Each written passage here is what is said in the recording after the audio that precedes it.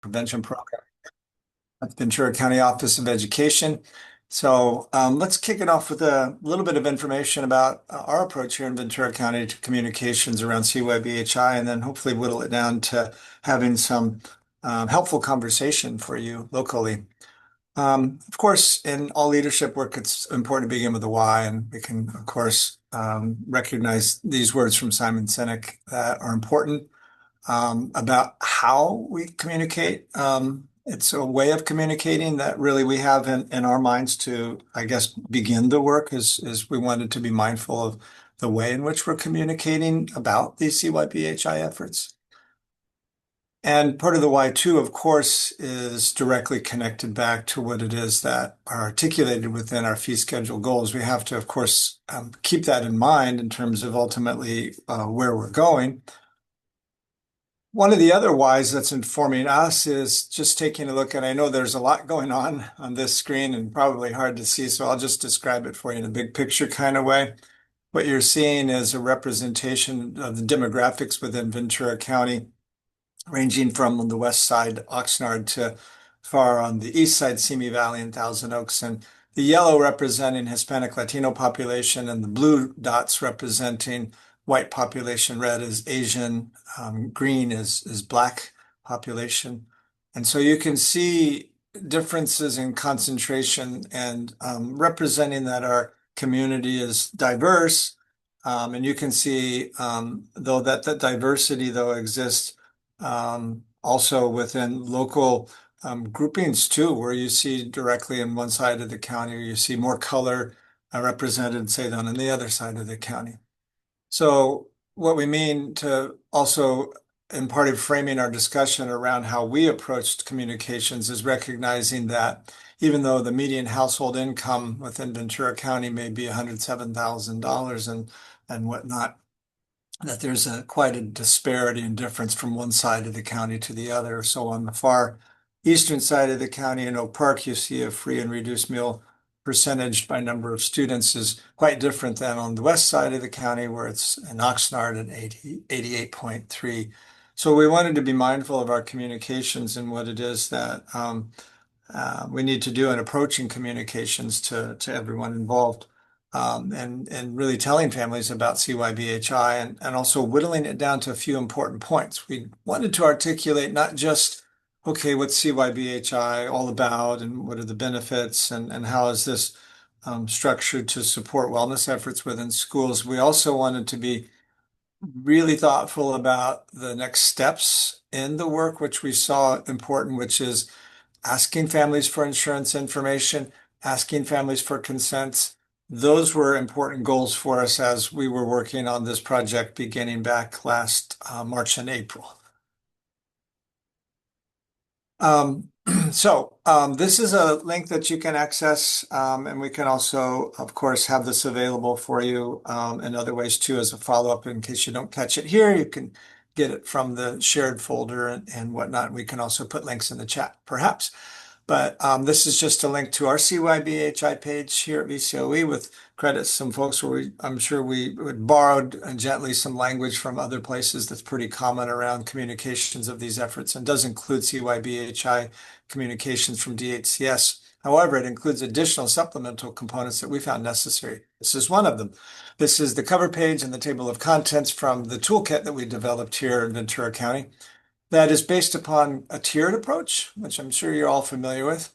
We'll delve into that just a little bit and then open it up for some discussions.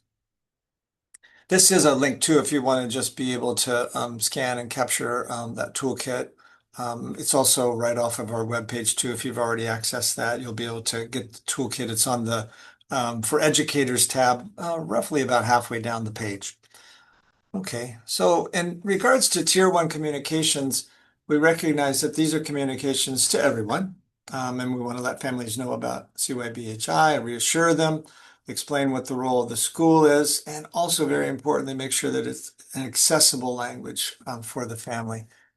We thought that it's important to communicate Tier 1 really, really broadly. Like this is a list, but not exhaustive. There's plenty more that we could probably add on to it. So all of these being like pathways for that communication that I just mentioned to all. We really advise districts to be broadly communicating out. And so this again is just a sample list of how those messages can be conveyed in a tier one kind of way, broadcasting to everyone. Tier two communications we saw differently than broadcasting to everyone. It's for some. It would be for families that really haven't responded yet to the initial outreach. We want to build trust, give them some information, address any concerns that they might have. And so our toolkit does allow some resources that districts can use in those types of communications.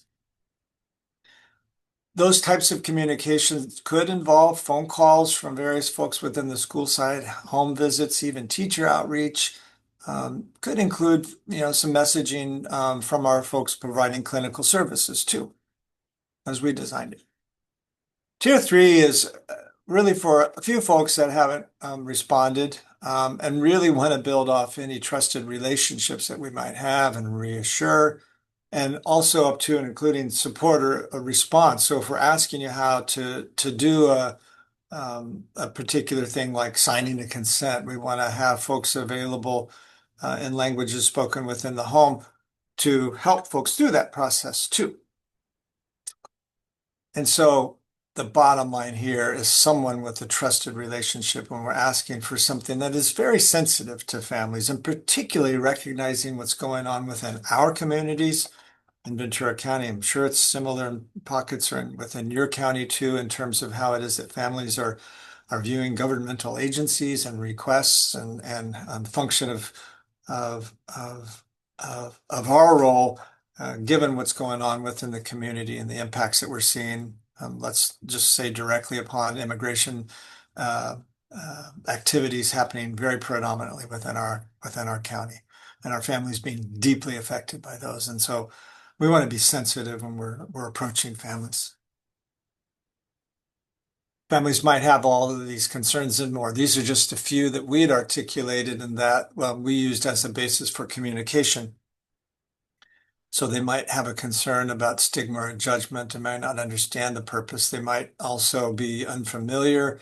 They might fear concern about their immigration status. They might have concern about how they're going to be built. All of these could be a concern, a legitimate concern coming from families. And so we had earlier this year discussed these concerns with Santa Clara COE, and they really heard where we were coming from, I feel, and had been a great support to the degree that they had offered the opportunity to partner with them and with an organization called B43 Productions that does messaging and media. And we found a district, Rio School District, that was a willing partner here too, to create what we call FAQ videos, taking those bit of concerns that we had listed on the previous slide and using those as a basis for communication. Here's a link to the videos. I don't know if we'll have a lot of time to share them today. Of course, you can go and look at them on your own. But what I want to say about it is that we felt it was really, really important that those videos were done in English, Spanish, and Mixteco. Significant population within Ventura County is of indigenous origin, from largely around the Oaxaca region in Mexico, and speaking Mixteco, other indigenous languages, but Mixteco predominant. And so we recorded the videos in all three languages. And so that's what you'll see when you go to the page.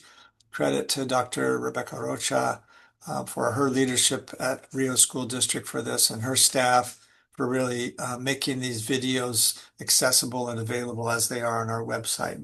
And think that they're a great resource, and our districts are using them as a focal point around communication to inform how they're approaching families locally. So with that being said, I know I spoke quickly, but my intent was to give you some information, to share that about our works locally, and then to see what thoughts or questions or ideas we might have towards our purpose in gathering like we do. So I'll just pull it off of the stop there and stop sharing and all of that stuff. And